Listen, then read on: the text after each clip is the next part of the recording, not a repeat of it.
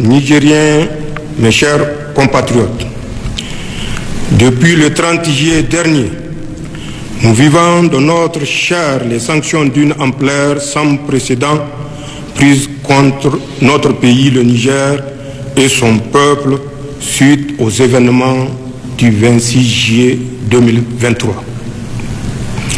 Ces sanctions visent notamment à nous priver des ressources financières indispensables au fonctionnement de nos institutions, à entraver notre vie quotidienne et à étouffer notre économie et le petit commerce. En outre, ces sanctions vont jusqu'à priver délibérément nos laborieuses populations de tout approvisionnement en produits alimentaires et pharmaceutiques. Finalement, comme s'il y avait un plan visant le démantèlement de notre pays, la CEDEAO s'apprête à agresser le Niger en mettant sur pied une armée d'occupation en complicité avec une puissance qui est étrangère à notre espace communautaire et à notre continent. Ces sanctions sont illégales parce que contraires au principe d'intégration, de solidarité et de libre circulation dans une communauté telle que la CEDEAO. Ce caractère illégal est du reste attesté par la jurisprudence en la matière. Ces sanctions sont surtout inhumaines. Comment comprendre en effet qu'on laisse pourrir aux frontières des produits alimentaires et pharmaceutiques de première nécessité destinés à des populations dans le besoin? Comment comprendre que l'on impose à des populations des sanctions qui vont jusqu'à les priver de courant électrique en laissant les malades mourir dans les hôpitaux? Ces sanctions ne sont pas pensées dans une optique de recherche de solutions, mais pour nous mettre à genoux et nous humilier. Comme vous le savez, elles ont été prises sans consultation préalable, ni des autorités de transition, ni des instances régionales, ni des parlements nationaux, ni des populations sœurs des pays de la communauté. Nigériennes, Nigériens, mes chers compatriotes, ceux qui ont pris ces sanctions cruelles et menacent de tuer des milliers de Nigériens espèrent ainsi les diviser et imposer à notre vaillant peuple leur volonté. Ils pensent pouvoir nous contraindre à accepter par la force ce qui est profondément inacceptable, car contraire à nos intérêts vitaux et à nos valeurs cardinales.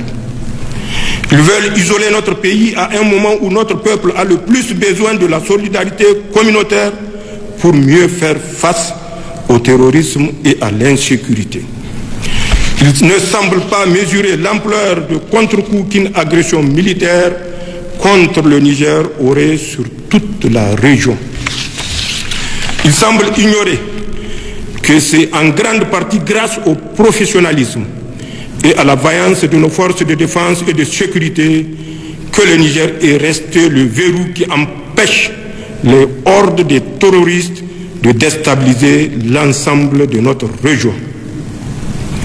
Heureusement, dans plusieurs pays voisins, comme lointains, membres de la communauté ou non, des leaders visionnaires et des populations solidaires ont exprimé et expriment leur opposition à toute intervention qui ouvrirait une véritable boîte de Pandore.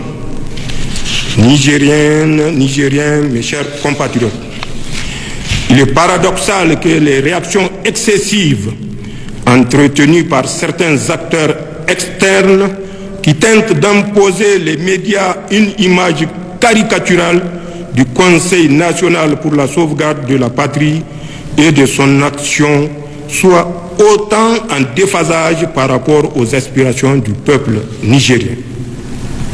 La réaction populaire observée dans tout le pays démontre pourtant à suffisance que l'action des forces de défense et de sécurité regroupées au sein du Conseil national pour la sauvegarde de la patrie répond clairement à l'exaspération de l'écrasante majorité du peuple nigérien qui se sent délivré. Nigériennes, Nigériens, mes chers compatriotes, Je affirme ici que notre ambition n'est pas de confisquer le pouvoir. Je réaffirme aussi notre disponibilité à tout dialogue pour autant qu'il tienne compte des orientations voulues par le peuple nigérien, fier et résilient.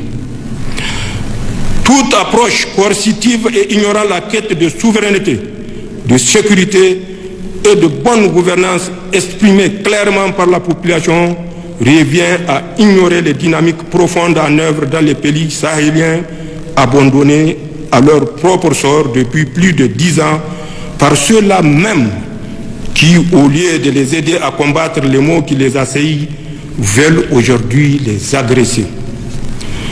À la vérité, la prise de pouvoir par les forces de défense et de sécurité, aussitôt fermement soutenue par nos vaillantes populations, s'inscrit dans un contexte de rejet des modèles sécuritaires et de mauvaise gouvernance faite d'injustice, de corruption, mise en œuvre par des régimes qui se prétendent démocratiques, mais qui en réalité dévoient et discréditent la démocratie.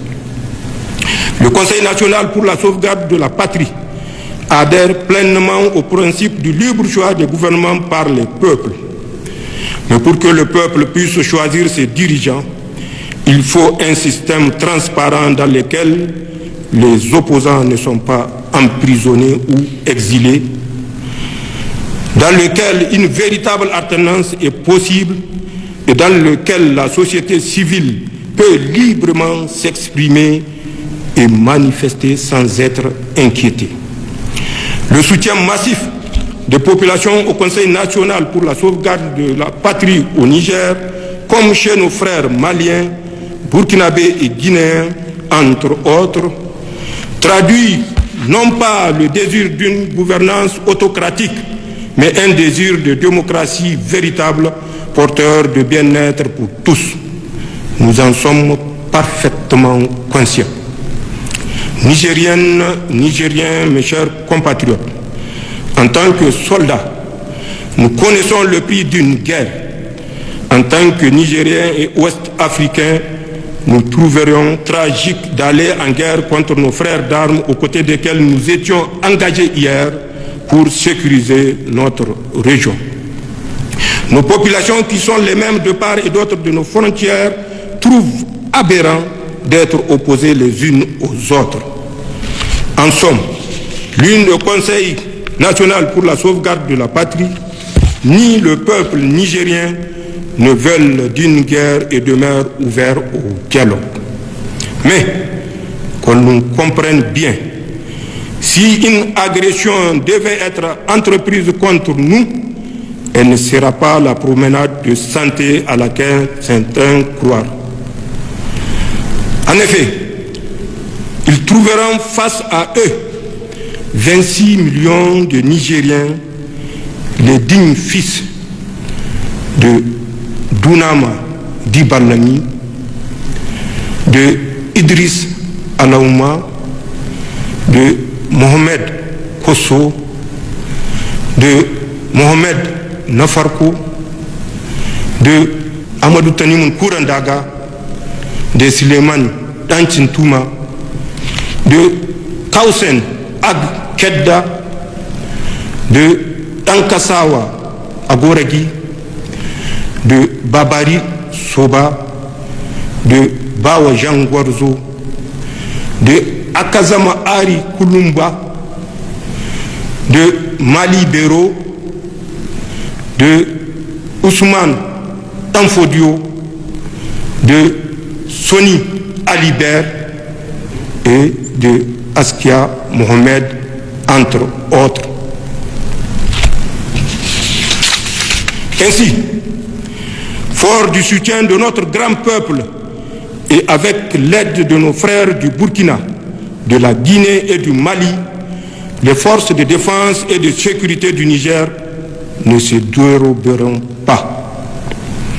Pour ma part, une fois de plus, je tiens à vous réaffirmer, mes chers compatriotes, que tout comme les autres membres du Conseil national pour la sauvegarde de la patrie et du gouvernement, Je suis au service du Niger et de ses seuls intérêts et que je ne trahirai jamais vos espérances, Inch'Allah. Aussi, conscient de la nécessité de structurer les nouvelles élans de patriotisme qui règnent au Niger, j'engage toutes les forces vives de la nation à travers un dialogue national inclusif.